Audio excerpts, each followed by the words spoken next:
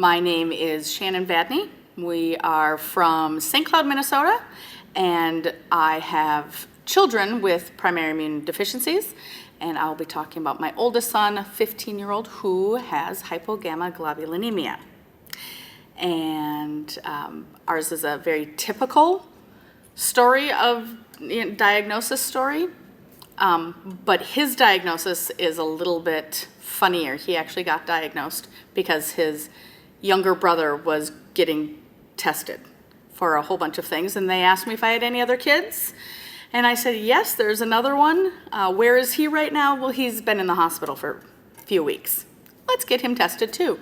And so he was diagnosed at age 4, and we literally were thrown into this immune deficiency world after me being a crazy mom, wanting everybody to sanitize their hands and don't touch my child and all of that craziness.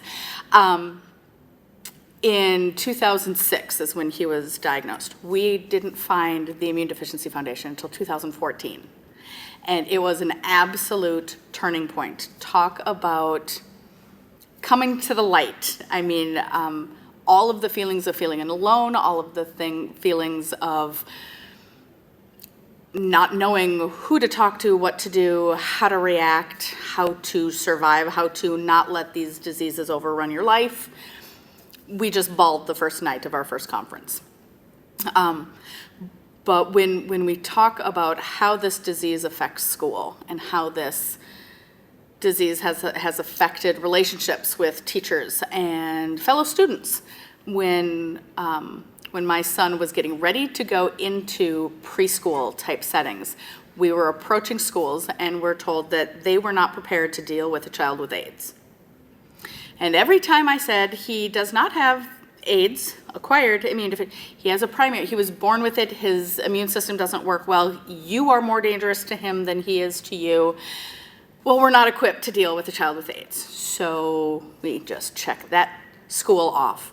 And the more schools who didn't know anything, and I didn't know anything, and so I didn't even know how to advocate for him. I didn't know that the IDF existed. I didn't know that there were materials out there. The more schools we went to, and the more that they just kind of said, we don't know, he'll probably have to be homeschooled. We ended up finding ourselves in a very small town community. And he went to a private school. And his very first year, he missed 89 days out of 180. And talking with teachers and getting all of those doctor's notes and talking to teachers was hard. And it was hard for him because all of the kids would say, where are you? Where are you? Why are you back? Da, da, da, da, da. He wore a mask to school, and we would put little stickers on his little mask to make it less scary. And he didn't like that, but we didn't have another option. And homeschooling wasn't an option. And it wasn't an option for a variety of reasons. The district we were in didn't offer it. And frankly, he needed to be around other kids. So when we moved to a larger city, I realized that I needed to be the biggest advocate.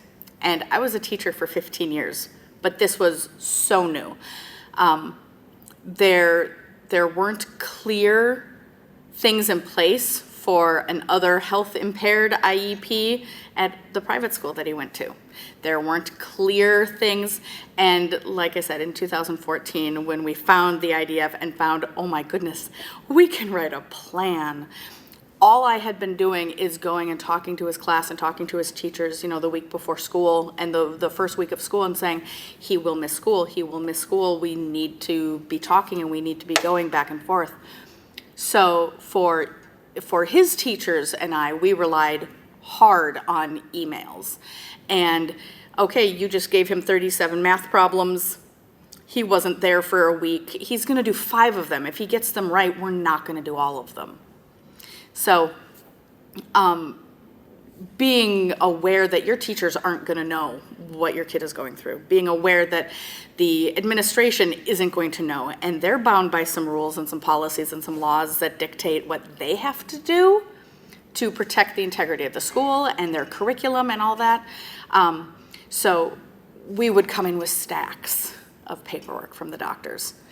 And here's this specialist and all of these diagnoses, and this specialist and all these diagnoses. And then going to a larger school, I did the same thing. I went in with guns blaring, papers ready, stacks ready to go, and I think I scared them because they were so expecting him to be like this sickly, frail little boy, and he struggled. It was a bigger school. There was more kids, but at the end of the day, it wasn't anywhere what they were thinking, what they were fearing.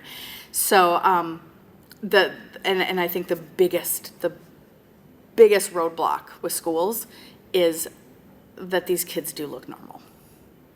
That's the biggest roadblock. You've got teachers who don't understand.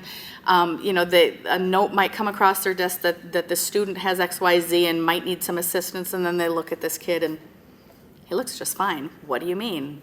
Or he may have a really good semester and not have any absences. And then the next semester might be a completely different story.